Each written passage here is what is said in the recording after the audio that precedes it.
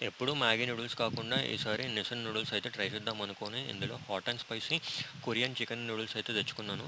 తెచ్చుకున్న తర్వాత దీని మేకింగ్ ప్రాసెస్ చూస్తే మ్యాగీతో కంపేర్ చేస్తే మాత్రం కొంచెం డిఫరెంట్‌గా ఉంది. మనం మ్యాగీ చేసుకునేటప్పుడు వాటర్ బాయిల్ అయిన తర్వాత నూడిల్స్ వేసుకొని, మసాలా వేసుకొని, వాటర్ కంప్లీట్‌గా డ్రైన్ అయిపోయే వరకు కుక్ చేసుకుంటాం కదా! ఇది మాత్రం అలా కాదు, కొంచెం డిఫరెంట్‌గా ఉంది. ముందు ప్లెయిన్ నూడిల్స్ వేసుకొని వాటర్ కంప్లీట్‌గా డ్రైన్ అయిపోయే వరకు కుక్ చేసుకోవాలి. మ్యాగీతో కంపేర్ చేస్తే ఇది కొంచెం టైం ఎక్కువ తీసుకుంది. అండ్ మ్యాగీతో కంపేర్ చేస్తే ఇది కొంచెం స్టిక్కీగా అండ్ లావుగా ఉన్నాయి. ఇందులో మనకు మ్యాగీలా కాకుండా 2 డిఫరెంట్ ప్యాకెట్స్ ఇస్తారు. చూస్తున్నారు కదా! డిఫరెంట్‌గా రెడ్‌గా ఉంది. మేబీ దీనివల్లనే ఆ స్పైసీనెస్ వచ్చుండొచ్చు. కలర్ కూడా చాలా రెడ్‌గా చూడడానికి భలే ఉంది. టైంకి సీజర్ దొరకకపోవడం వల్ల చేత్తో ఓపెన్ చేయాల్సొచ్చింది. ఇంకా వీళ్ళ మసాలాలో వీళ్ళు మసాలాతో పాటు కొంచెం షుగర్ కూడా యాడ్ చేస్తున్నారు. సో, ఎవరైతే స్పైసీనెస్‌తో పాటు కొంచెం స్వీట్‌నెస్ కూడా ఎక్స్‌పెక్ట్ చేస్తారో వాళ్ళకి మాత్రం బావుంటుంది. సో, మేబీ కొరియన్ ఫ్లేవర్స్ ఇలాగే ఉంటాయేమో! మనం మ్యాగీ మనం మ్యాగీ చేసుకునేటప్పుడు మాత్రం చాలా వరకు మసాలా మనం యూజ్ చేసుకున్న బౌల్స్‌లోనే వేస్ట్ అయిపోతుంది.